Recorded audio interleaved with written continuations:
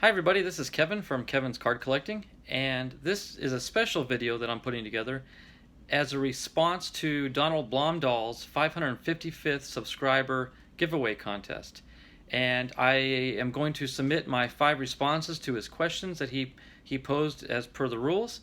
And if anything, I just hope that this is a fun video to watch, educational, and I'll just a chance to do a little bit of show and tell, show you what I got, where I'm at, and hopefully where I'm going to get to in this hobby. And so we'll just get right started here.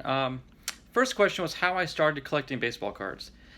The story of me collecting baseball cards goes back to the mid 80s. In fact, the earliest cards in bulk that I found in my collection date back to 86. I'm going to say that's probably when I first started hitting it hard and heavy. I got a lot of 86 cards, and I'll get to it when I show my cards, but some of my most special cards that actually have some autographs on them come from the 86 Topps collection.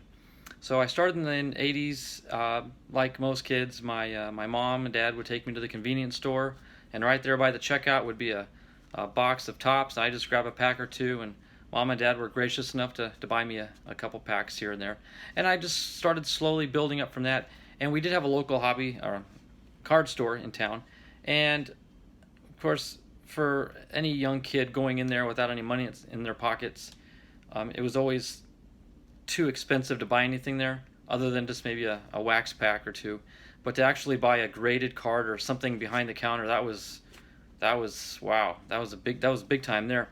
So I never got a chance to do anything like that, so all my collecting just came from wax packs and just building up my collection slowly.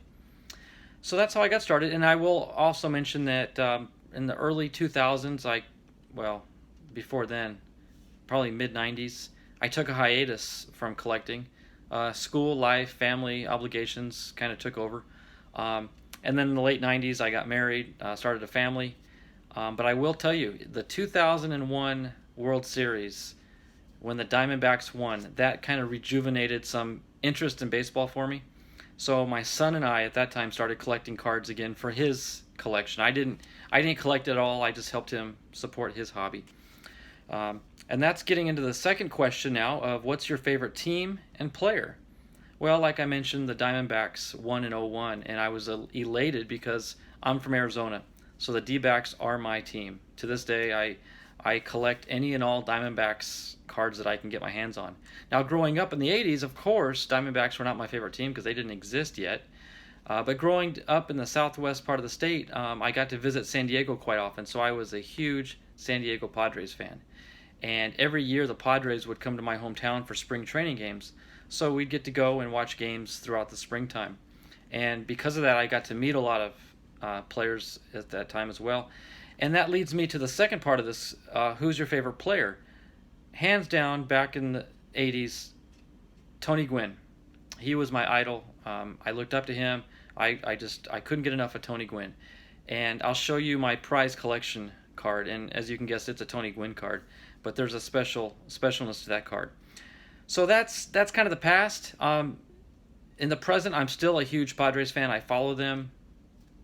I don't miss a game.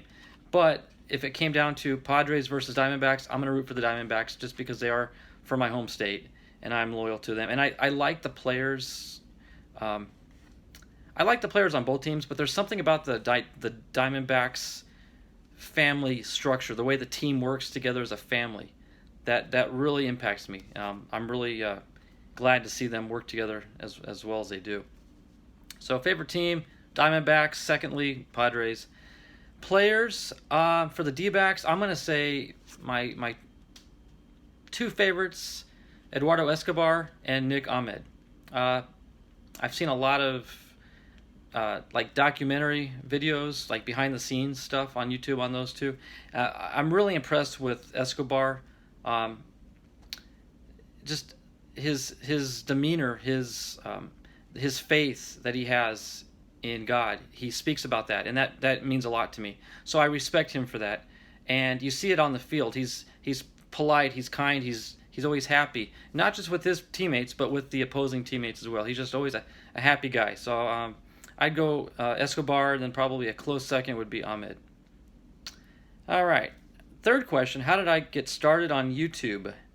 That actually just started recently in the last few weeks. I was just watching some YouTube videos of baseball games and highlights and bloopers and things like that.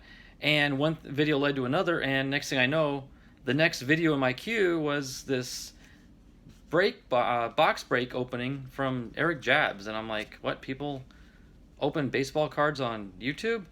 And I kind of laughed at first, and once I watched it, it was pretty intriguing. So I'm like, you know what, that looks like fun. So that's kind of what launched me back into the hobby of baseball card collecting. So again, I'm a former collector and a new collector at the same time. So that's what got me started, and then watching all the other videos, and then getting involved in following the other YouTubers. Donald particularly motivated me to start my own channel and to document my personal history of the hobby, as well as me getting back into it, and just sort of document me as along the way, step by step, as I get into the hobby again. And now it's asking me for to show my card collection. So what I'm going to do, I'm going to turn the camera around, and I'm going to share with you some of my highlight cards that I would call my favorites. All right, so here's my collection as I've got it now. First and foremost, I'll show this one to you. This is kind of a special one. This is a Jake Lamb Arizona Diamondbacks card. It's numbered 116 out of 199. It's a dual relic with an auto. Yeah, this is a special card, and I didn't name Jake as one of my favorite players, but he's right up there. I mean, every player that starts for the D-backs is just number 1 in my book. I respect him as a player and as a person, so this is a very special card to me. And we'll go through some of my let's see, let's do this side first here. These are just some of my collection. Nothing really sentimental, but they're really good cards. I got a Cal Ripken here. Let's see, there's a Barry Bonds 89 card. This is kind of cool. This is a Bruce Bochy when he played for the Padres auto. And yeah, I got to meet him in person when he'd come out for spring training. So I got that. And I'm going to set the next card aside for a second. I got a Frank Thomas rookie. Kurt Schilling, Orioles card, rookie. Now this is, again, I'm a Schilling fan only because he was a pitcher for the Diamondbacks. And I've got a Roberto Alomar with the Padres. Another Kurt Schilling. This is a Donruss 89. Tom Glavine with the Braves. Rafael Palmeiro, Ken Caminetti, a George Brett card. I believe that's from 81. We've got a Bill Ripken. This is the famous error card. This has got the black square. I've got a Greg Maddux. And then I've got some special Tony Gwynn cards here. I've got an 83 Donruss. I've got a 84 Topps. 84 Donruss. And my favorite is 83 Topps rookie card. I like to say it's PSA 10, but it's not. But it's still a great card to have in the collection. And this is a auto of Brad Keller. This is the first hit that I got in my first buy-in for a break on Eric Jabs family page. So I was excited to get this, and it kind of got me into the whole baseball card community on YouTube when I did my first online card break. So anyway, so that's a special one. And then let's see what I got on this side. I mentioned to you 2 of my favorite players. This whole pack here is nothing but Nick Ahmed cards. And I've got a similar thing here with Escobar. Of course, he started with the Twins there. So those are special because they're my favorite players. Here I've got nothing but Diamondbacks. This is just nothing but a team set of Diamondbacks. And then I've got some some other good cards here. These are some of the throwback to the 84 cards in the recent 2019 packs. Nolan Arenado. There's a Ken Griffey Jr. And this is for you, Donald. He played for the Seattle Mariners. Got a 2019 Aaron Judge. Justin Verlander. In fact, he just pitched his third no-hitter the other night. So glad I got this card recently. Got a Bryce Harper opening day card. Got a Shohei Ohtani rookie card. And I got some throwback cards here. These are the special insert cards you get with your new packs today. And then these are some three cards that I got in my opening day set. And these are some older cards I've got in the collection. There's an old Mike Schmidt, Wade Boggs, Bo Jackson, Darryl Strawberry. There's a Randy Johnson. And here's my Tony Gwynn collection. 87 tops, a couple All-Star cards. There's 90 tops, some 90 Donruss, 89 tops. There's 89 Donruss. And a Sally Alomar Jr., an old Topps card there, and a bunch of Benito Santiagos. I got to hang out with Benito one afternoon, spend a couple hours with him, so I collect as many of his cards as I can.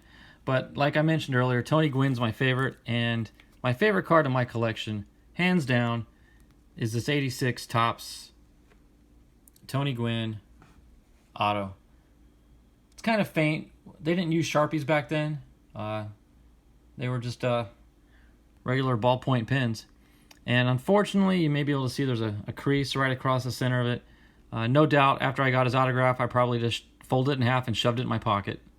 We didn't really care about taking care of cards as much back then, but it is what it is. But I've got it. It's in my collection, and so that's my favorite. So, and then getting to the fifth question here. Let's see. Favorite part of Donald Blomdahl's channel. There's different aspects of his channel that I would say. First and foremost, though, I appreciate the fact that he goes over the history of baseball cards, because a lot of new collectors are so caught up in the present and moving forward from where they begin, but they fail to understand the history of it. And if you don't really know the history of the hobby, then you don't know why it is the way it is today. And it's good to understand the history of anything to appreciate why things are the way they are, and to maybe better judge where we're going to end up in the future with the hobby. So I really appreciate his series that he's doing on the history of Topps. And I also appreciate the fact that every time he goes through a pack opening, he identifies every card in the pack. He makes it a point to mention each card. I understand why some card openers online just shuffle through the cards really quick, because they've got hundreds, if not thousands, of cards they got to get through in one video. But Donald takes the time to identify each card, and I appreciate that. So I believe that answered the last question. So I will end this video. It's probably getting a little too long for y'all, but thanks for watching. I appreciate the opportunity to enter into the contest, and no matter how it plays out, it's a lot of fun to do it and participate. So good luck to the winner, and thank you, Donald, for all that you do for the hobby. Take care and God bless. Bye-bye.